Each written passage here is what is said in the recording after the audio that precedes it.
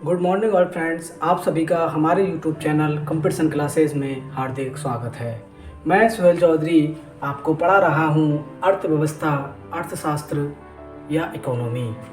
हमने कल एक बेस के बारे में समझा था और कुछ बातें हमारी अधूरी रह गई थी, तो आइए उन बातों को हम आज पूरा करते हैं।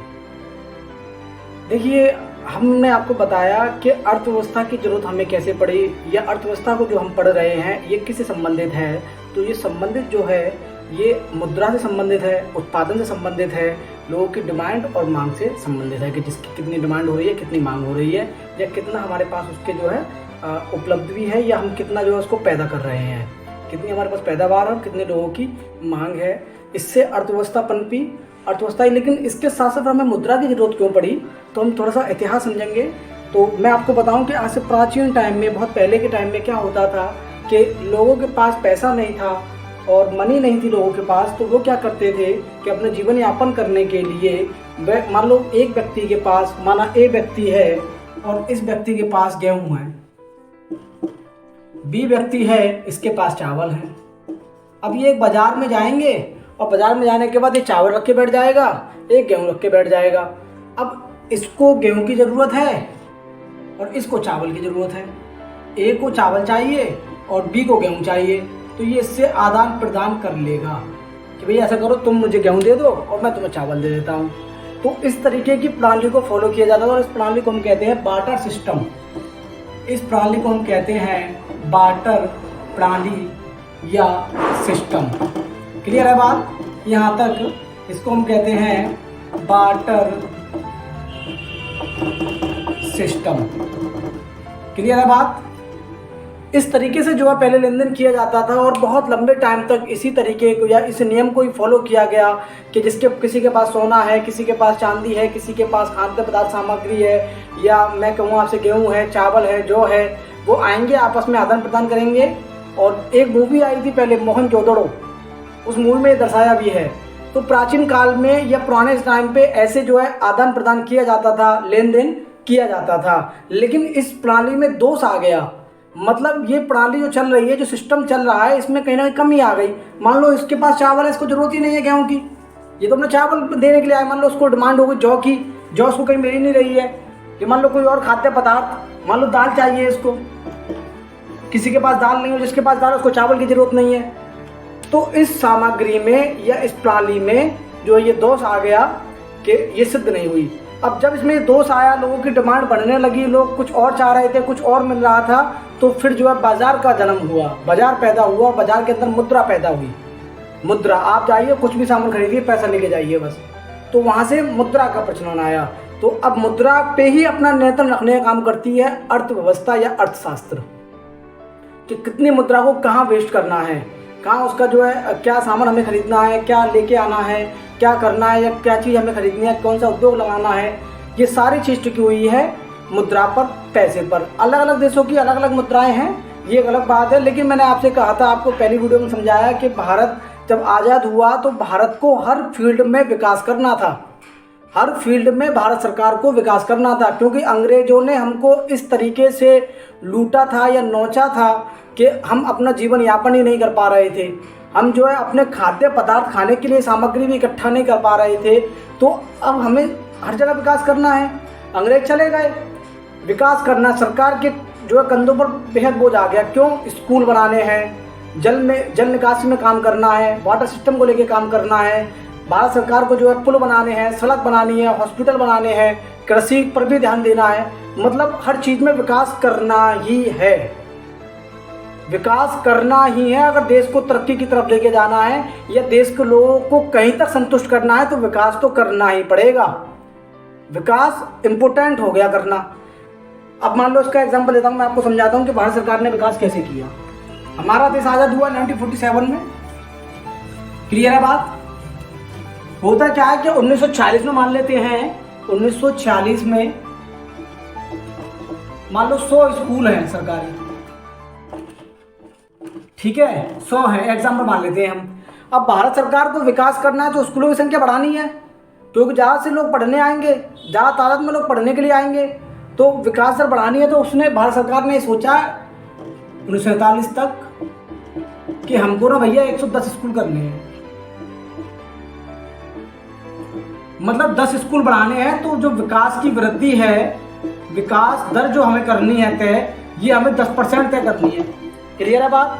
अब 10% विकास दर को बढ़ाने के लिए हमको कुछ पैसे की आवश्यकता पड़ेगी, कुछ पैसा चाहिएगा, कुछ पैसा जुटाना है। तो अब हम क्या करेंगे कि मान लो पैसा चाहिए हमको 2000 रुपया भारत सरकार को चाहिए।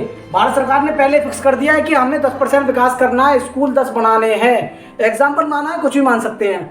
तो अब कितने पैसे की आवश्यकता हुई? 2000 की। 2000 भारत सरकार को चाहिए। भारत सरकार कहाँ से प्राप्त करेगी, इस बात को भी समझते हैं। तो भारत सरकार जो पैसा प्राप्त करेगी, इसको पैसा प्राप्त करने का एक जो है सोर्स है टैक्स, या मान लें नॉन टैक्स से भी कुछ पैसा नॉन टैक्स से ही मिल जाए, या टैक्स है इंपॉर्टेंट। टैक्स से भारत सरकार को पैसा मिलेगा। टैक्स कैसे है? हर वस्तु पर टैक्स दिया जाता है। जैसे मैं आपसे को मैंने कोट खरीदा, इस पर कुछ टैक्स है, जीएसटी टैक्स या और भी टैक्स लगे रहते हैं, आपने पहले भी देखा होगा। टैक्स हर चीज़ पर है। मार्केट खरीदा, इस पर भी टैक्स है। फ़ोन खरीदा, फ़ोन पर भी टैक्स है। तो कोई भी सामान आप खरीदेंगे उस पर टैक्स, और उसका पैसा किसके पास जाएगा? भारत सरकार के पास जाएगा। जैसे हम पेट्रोल अभी लें, हम 100 रुपये लीटर है, तो इसमें जो टैक्स जा रहा है किसके पास जा रहा है? भारत सरकार के पास जा रहा है। तो भारत सरकार को मान लो यहाँ से 900 रुपये प्राप्त हो गए, क्योंकि टैक्स भी ज़्यादा नहीं मिलने वाला ना। 1947 में इतनी लोगों की जो डिमांड ही नहीं थी कि वो सामान खरीदें। सामान खरीदेंगे तब इतना टैक्स मिलेगा। तो टैक्स की भी इतनी जो है हमें उपलब्धि वहाँ से हासिल नहीं हुई। मान लेते हैं हमको 900 रुपये मिल गया, हमें 1100 रुपये की आवश्यकता है। तो अब भारत सरकार ये पैसा कहाँ से प्राप्त करेगी? भारत सरकार को ये पैसा कहाँ से मिलेगा? तो मैं आपसे कहूँ कि भारत सरकार के पास अब 2-3 ऑप्शन बचते हैं। भारत सरकार को 1100 रुपया चाहिए। एक है उसके पास आरबीआई और रिजर्व बैंक ऑफ इंडिया, एक है भारत सरकार के पास पीएफ अकाउंट, और एक है भारत सरकार के पास बाजार से या पब्लिक से। ठीक है। और मैं आपसे कहूँ एक और सोर्स बचता है भारत सरकार के पास, विनिवेश। समझाता हूँ क्या चीजें हैं ये। और एक लास्ट ऑप्शन बचता है भारत सरकार के पास, कर्ज। इसी के लिए मैंने आपसे कल के टॉपिक पे बात की थी, कल की वीडियो में बताया था आपको कि आज हम इस पे बात करने वाले हैं। तो हमारा यही पॉइंट अब बचता है, तो हम इसी पर ध्यान देंगे और इसी को हम जो है समझेंगे। क्लियर है बात। तो भारत सरकार ने क्या 900 रुपये भारत सरकार को मिल गए, 900 रुपया भारत सरकार को मिल गए हैं टैक्स से, लेकिन अभी 1100 की जरूरत है भारत सरकार को। तो वो आरबीआई के पास आया। जब देश बना था तो आरबीआई भारतीय रिजर्व बैंक ऑफ इंडिया बना। क्लियर है बात। रिजर्व बैंक ऑफ इंडिया तब बना तो इससे कहा गया कि भाई हमें नोटों की आवश्यकता पड़ी, आप नोट छापिए। नेहरू जी ने फ़ोन किया, हाँ भाई क्या हाल है, बढ़िया है, तो ऐसा करो कुछ नोट छाप दीजिए, हमें आवश्यकता पड़ रही है। इन्होंने नोट छाप दिए। क्लियर है बात। नोट छाप दिए इन लोगों ने। नोट छापने के बाद पैसा मार्केट में आ गया। अब मान लीजिए पैसा मार्केट में आ जाएगा तो लोगों की डिमांड बढ़ेगी। भाई विकास हमको करना है तो जल को लेकर भी विकास करना है, बिजली का भी विकास करना है, बिजली नहीं है, लाइट नहीं है, हॉस्पिटल भी बनाने हैं, स्कूल भी बनाने हैं। समझ में आ रही है बात। कृषि क्षेत्र पर भी ध्यान देना है। इन सारी चीज़ों पर ध्यान दिया गया। तो भारत सरकार ने आरबीआई को फ़ोन किया कि भैया नोट छापो, क्योंकि यहाँ जो इंस्ट्रक्चर का काम चल रहा है, जो हमारी बिल्डिंग्स बन रही हैं या जो हम जिस चीज़ में अपने विकास कर रहे हैं उन पर जो काम चल रहा है, मजदूरों को पैसा देना है। बात समझ में आ रही है। जब इन लोगों को पैसा देना है तो उन्होंने नोट छाप दिए। अब नोट छाप दिए तो मजदूर के पास पैसा आने लगा। मैंने यही बात कल बताई थी आपको, जब किसी के पास ज़्यादा पैसा आएगा तो डिमांड बढ़ेगी। डिमांड बढ़ेगी ना, लोगों की डिमांड बड़ी। मान लेते हैं कि भारत सरकार जो है विदेश से, अच्छा भारत सरकार डिपेंड किस पे थी? आयात पर और निर्यात पर। या तो हम सामान बेचेंगे या हम खरीदेंगे, या तो हम एक्सपोर्ट करेंगे या इंपोर्ट करेंगे। क्लियर है बात। इन दोनों चीज़ों पे आधारित थी। तो हमारे यहाँ कार तो बन नहीं रही थी, हमें दूसरे देश से लेके आनी होती थी। मान लो हम 100 कार हमने आई हमारे देश में और उनको लेने वाले 300 लोग होंगे, तो क्या होगा कि इन कारों की जो वास्तविक वैल्यू है, ये जो रियल वैल्यू है, एग्जैक्ट वैल्यू है, वो वैल्यू बढ़ जाएगी, क्योंकि लेने वालों की डिमांड ज़्यादा है। लेकिन एक दौर ये आ गया कि भारत सरकार ऑर्डर करती है आरबीआई को और कहती है कि भाई आप नोट छापिए। नोट छापते देश में महंगाई बढ़ गई। एक बात समझना आप, देश में महंगाई बढ़ गई, पैसा लिमिट से ज़्यादा आ गया, ओवर पैसा आ गया, महंगाई बढ़ जाती है। और एक बात ये भी थी कि भारत सरकार को पैसा वापस नहीं करना था, क्योंकि विकास क्षेत्र में काम करना था हमको। विकास तो करना ही करना है। अगर हम विकास नहीं करेंगे, स्कूल, हॉस्पिटल या सड़क नहीं बनवाएंगे तो देश तरक्की कर ही नहीं पाएगा। ये तो करना ही है।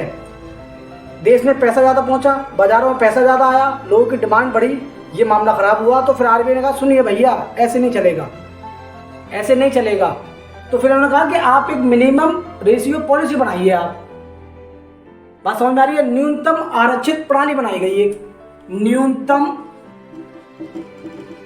आरक्षित प्रणाली बनाई गई कि इसमें भैया आपको कुछ फिक्स करना है। आप आरबीआई से नोट छापने के लिए कह रहे हैं, मशीन हमारे पास है, हम धुआंधार छापे जा रहे हैं और फिर पब्लिक में पैसा पहुंचने के बाद महंगाई बढ़ रही है तो हम कर क्या रहे हैं? तो आप पहले फिक्स कीजिए कि इतना पैसा आरबीआई के पास होगा आपका, तब आरबीआई नोट छापेगी। और दूसरी बात, आपको पैसा वापस भी करना है। फिर अभी जो आप लेते जा रहे हैं इसको वापस भी लौटाना है। आप जो पैसा लोगे आरबीआई से उसको आपको वापस देना पड़ेगा, ये आपकी रिस्पॉन्सिबिलिटी है। तो फिर क्या होता है कि इसमें जो है आरक्षित न्यूनतम आरक्षित प्रणाली में 115 करोड़ रुपया तो हमने गोल्ड रख दिया। गोल्ड 115 करोड़ का गोल्ड और 85 करोड़ के हमने डॉलर या विदेशी मुद्रा रख ली, दे दी हमने। भारत सरकार ने उनको दे दी कि ठीक है भाई आप ये रखिए, इस पद्धति पे आप काम करना चाह रहे हैं ऐसे कीजिए और हम आपके नोट उठाएंगे भी, वापस करेंगे। क्योंकि बात सही है आपकी, जब मार्केट में ज़्यादा पैसा होता है तो लोगों की डिमांड बढ़ती है। क्योंकि हमारे पास वस्तु कम तादाद में है तो उन वस्तुओं को लेने वाले अधिकतम लोग होते हैं, तो ज़्यादा लोग जब उस वस्तु को खरीदने के लिए होंगे तो कॉमन सेंस ही बात है कि उस वस्तु की प्राइस बढ़ जाएगी। मान ले जाए कि हम कपड़े लेने के लिए गए और एक शर्ट है और वो शर्ट मुझे पसंद आ जाती है और वहीं आप कपड़े ले रहे हैं आपको भी पसंद आ जाती है, कहीं तीसरा व्यक्ति और है उसे भी पसंद आ जाती है, तो दुकानदार उसकी या तो कीमत बढ़ा देगा या वो आपसे कहेगा भाई आपस में आप बात कर लो, जिसके पास ज़्यादा पैसे होंगे मैं उसे सेल कर दूंगा। तो जिस कोट की या जिस शर्ट की कीमत 400 रुपये आती है उसकी बढ़कर 500, 600, 800, 1000 में भी लेकर आएंगे आप। तो हमारे पास वस्तु कम थी, आरबीआई ने ये बात कही, ये प्रणाली हमने बनाई, पैसा लौटाना भी है, तो यहाँ से भी हमें कुछ भी नहीं मिला, मान लेते हैं आप, ठीक है भैया कुछ नहीं हुआ। तो एक बात ध्यान रखना, आपसे क्वेश्चन पूछा था इसलिए बता रहा हूँ मैं, 200 करोड़ रुपया की संपत्ति आरबीआई के पास हमेशा रहती है भारत सरकार की, तब आरबीआई नोट छापती है। 115 करोड़ के गोल्ड है उसके पास, सोना है, और 85 करोड़ की विदेशी मुद्रा है, ठीक है बात। इतना पैसा भारत सरकार के पास है कि अगर हम इतने नोट जो छाप रहे हैं मार्केट में, कहीं इनके पास हमारे पास सामान है या नहीं। अभी हमें कुछ सामान विदेश से खरीदना पड़ जाए तो हमारी करेंसी तो चलेगी नहीं, या तो गोल्ड देना पड़ेगा या डॉलर में बात करनी होगी या विदेशी मुद्रा में बात करनी होगी। तो ये हमने एक न्यूनतम आरक्षित प्रणाली बनाई। क्लियर है बात?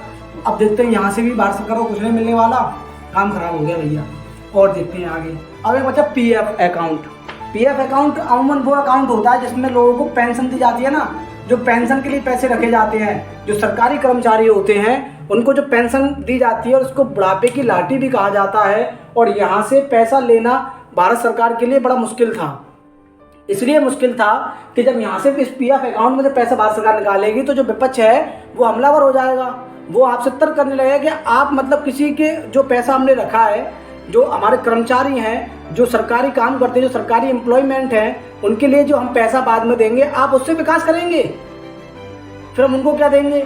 तो वहाँ से पैसा निकाल पाना बड़ा मुश्किल था एक बात। तो यहाँ से भी हमारी जो स्कीम थी ये फेल हो गई। दो स्कीम हमारी फेल हो जाती हैं। पब्लिक से कैसे लेंगे हम? मान लो हमने किसान विकास पत्र बना दिया, एक किसान विकास पत्र, मान लो हमने एक और बना दिया इंदिरा विकास पत्र के नाम से। क्लियर है बात? कि ये हम मार्केट में बेचेंगे और फिर उनसे हम कहेंगे कि आप इन पत्रों को खरीदो। मान लो उसकी कीमत रख दी गई 50 रुपया, आप इसको 50 रुपये में खरीदो और 50 में खरीदने के बाद हम आपको जो 1 साल बाद 60 रुपया देंगे, तो यहाँ भी ब्याज देनी पड़ेगी। लेकिन ये स्कीम भी इसलिए विफल रहती है, या इससे ज़्यादा पैसा इसलिए नहीं मिलता कि भारत जब आज़ाद हुआ था तो भारत के पास वैसे ही बहुत सारे संसाधन थे पैसा लेने के लिए पब्लिक से, और पब्लिक इतनी अमीर थी ही नहीं कि आप उनसे ज़्यादा पैसा ले सकें। गरीबी के मारे हुए लोग थे, उनके पास पहले से LIC मौजूद था, LIC भी इसी काम में था, बैंक थे, बैंक में पैसा लेने का काम कर रहे थे, और मैं आपसे कहूँ पोस्ट ऑफिस भी इसी फील्ड में काम कर रहा था। तो अब कहाँ पैसा देंगे लोग? बात समझ में आ रही है भाई? विकास पत्र खरीदेंगे, इंदिरा पत्र खरीदेंगे, या किसान विकास पत्र खरीदेंगे, या ऐसा पैसा देंगे। तो मान लेते हैं कि चलो 100 रुपया या 200 रुपया हमें यहाँ से मिल गया, 100 ही मान लेते हैं, 1100 की बात है, तो मान लेते हैं 100 हमें यहाँ से और मिल गया। क्लियर है बात? 100 रुपये हमें यहाँ से प्राप्त हो गए, तो अब कितने आ गए हमारे पास? 1000 आ गए। अब हमको 1000 रुपये की आवश्यकता और पड़नी है। अब 1000 कहाँ से लेंगे? अब देखते हैं हमारे पास और क्या साधन बचे हैं भारत सरकार के पास पैसा जुटाने के लिए, और कौन से रास्ते बचे हैं उनको भी एक बार देखते हैं। आसान नहीं था, देश आज़ाद तब हुआ, उसको चलाना आसान नहीं था, बेहद दुविधा स्थिति थी देश की, और उसको ऐसे आगे लेकर जाना, उसके लिए विकास करना आसान नहीं था, बेहद टफ था। इन लोगों ने जो किया, बहुत समझा, बहुत चीज़ों को उन्होंने पढ़ा, एनालाइज किया, तमाम मुल्कों के बारे में पढ़ा, तब अपने देश को आगे पहुँचाने का कार्य किया, लेकिन ये विफल रहेंगे। आगे देखते हैं क्या होता है। एक और हमारे पास रास्ता बचता है विनिवेश का। विनिवेश मतलब वो है कि जो भारत सरकार के पास ज़्यादा संपत्ति पड़ी हुई है, गैर जरूरी संपत्ति। कहने का मतलब ये है कि भारत सरकार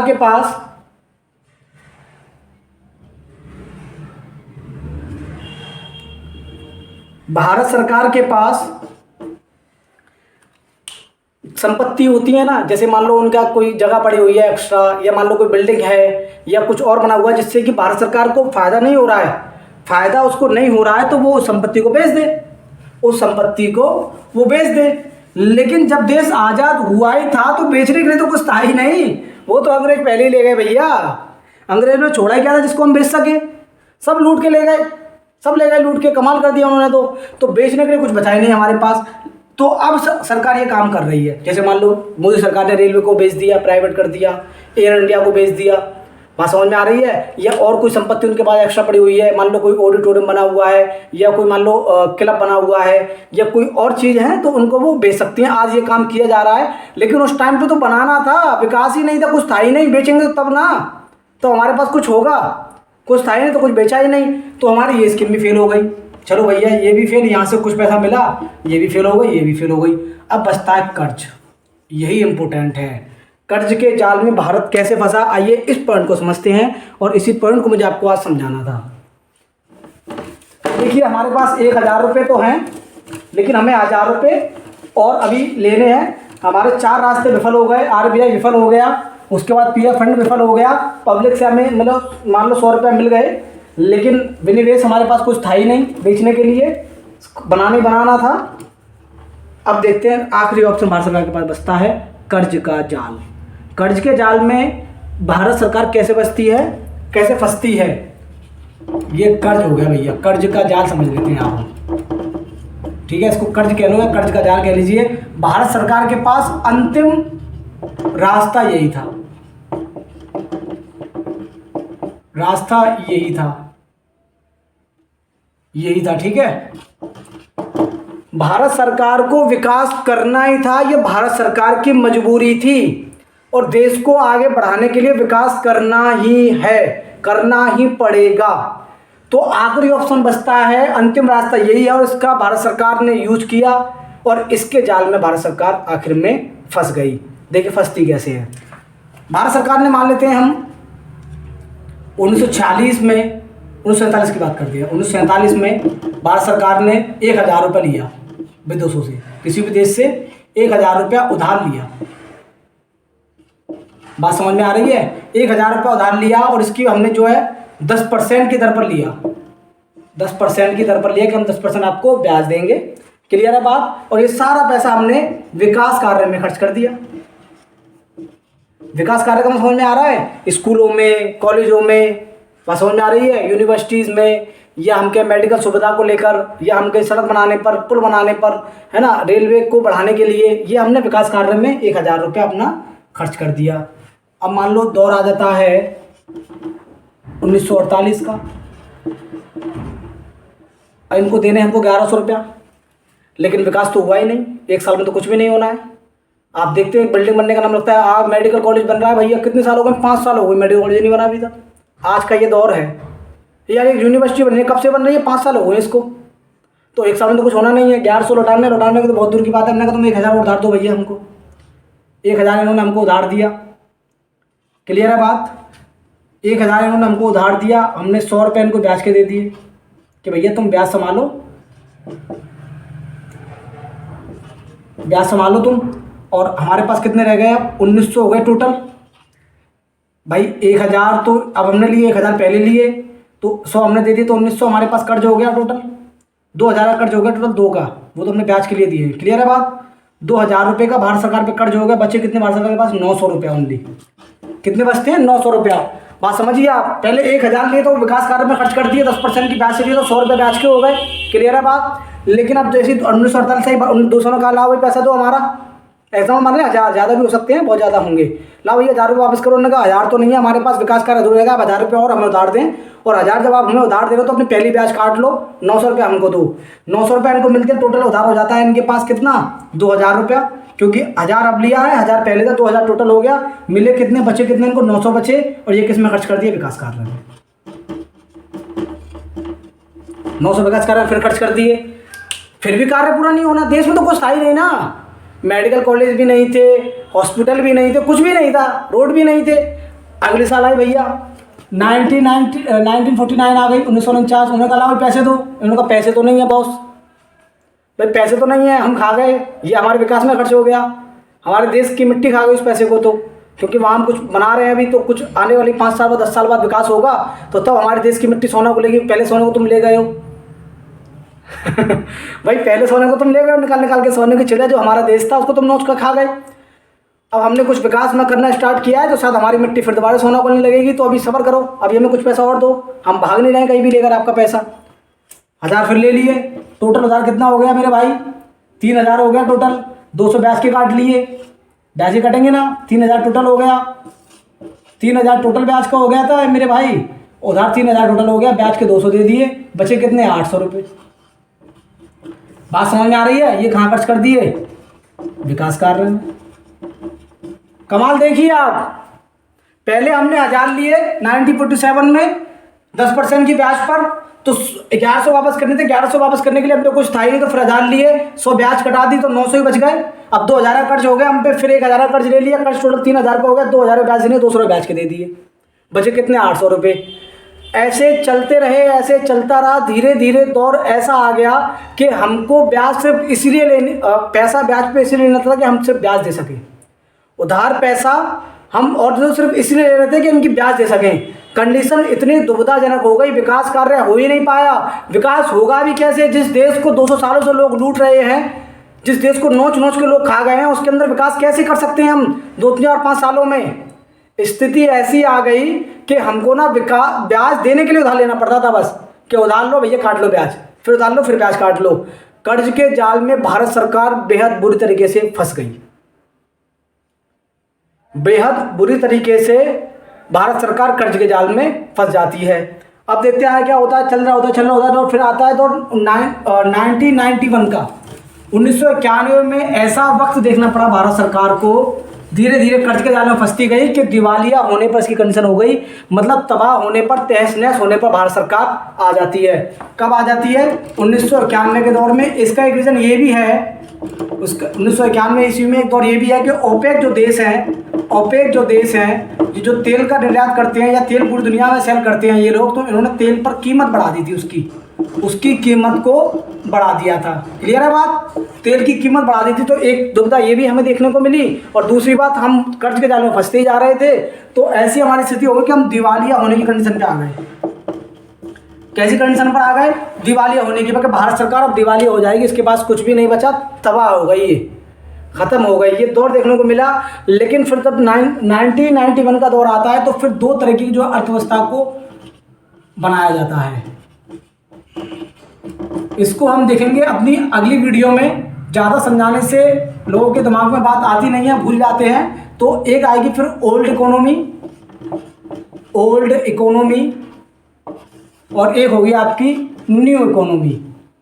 इसके बारे में हम कल की वीडियो में बात करेंगे, आज के लिए इतना ही काफ़ी है। तो ये 1947 से लेकर 1991 तक चलती है, और ये 91 से लेकर अब तक है। क्लियर है बात? तो मैंने आपको बताया कि भारत सरकार कर्ज के जाल में कैसे फंसी, कि विकास भारत सरकार को करना ही था और विकास करने के लिए हमने पैसे जुटाने के लिए 4-5 हमारे पास ऑप्शन थे। एक आरबीआई थी, आरबीआई से हमने बहुत अधिक पैसा ले लिया था तो हम ले नहीं सकते, और फिर हमने एक नियम भी बनाया था कि हमें अब वहाँ से जो है इतने पैसा हमें वहाँ रखना है, और दूसरी बात पैसा लेना है तो उसको वापस लौटाना भी है। एक और हमारे पास ऑप्शन था पीएफ फंड, पब्लिक का जो फंड है, जहाँ जो पब्लिक का जमा होता है, पब्लिक मतलब जो सरकारी कर्मचारी हैं उनकी जो पेंशन है वहाँ से लेना, विपक्ष लेने नहीं देगा, कहेगा कि आप इन पैसों को विकास में खर्च कर रहे हो, कई सरकार चला रहे हो भाई, तो वहाँ से पैसा लेना भी मुश्किल था। पब्लिक से लिया तो कुछ पैसा मिला, विनिवेश करने के लिए हमारे पास कुछ बेचने के लिए था ही नहीं, सब खरीदना था। लास्ट में बचता है कर्ज का जाल, कर्ज के जाल में हम फंस जाते हैं। तो यहाँ तक आपको बात समझ में आ गई होगी कि उस दौर में क्या हुआ, कैसे विकास किया इकोनॉमी को, फिर कैसे। अब यहाँ से मजेदारी आएगी आपको पढ़ने में कि दोनों इकोनॉमी को, ये तो पुरानी ओल्ड इकोनॉमी हो गई, या बंद अर्थव्यवस्था हो गई, या पुरानी अर्थव्यवस्था हो गई, ये न्यू अर्थव्यवस्था है या खुली अर्थव्यवस्था है। इसके बाद ये वैश्वीकरण होगा, ग्लोबलाइजेशन आएगा, एलपीजी जो है वो आएगा, प्राइवेटाइजेशन पर ध्यान दिया जाएगा, सारी कंपनियां किसी भी देश में जाएंगी, रोजगार करेंगी। इन सारी बातों को हम अपनी अगली वीडियो में देखेंगे। यहाँ तक उम्मीद है कि आपके समझ में आ गया होगा, और आपको अगर हमारी वीडियो अच्छी लगी हो तो लाइक करें और हमारे चैनल को सब्सक्राइब करें और कमेंट बॉक्स में अपनी राय जरूर दें।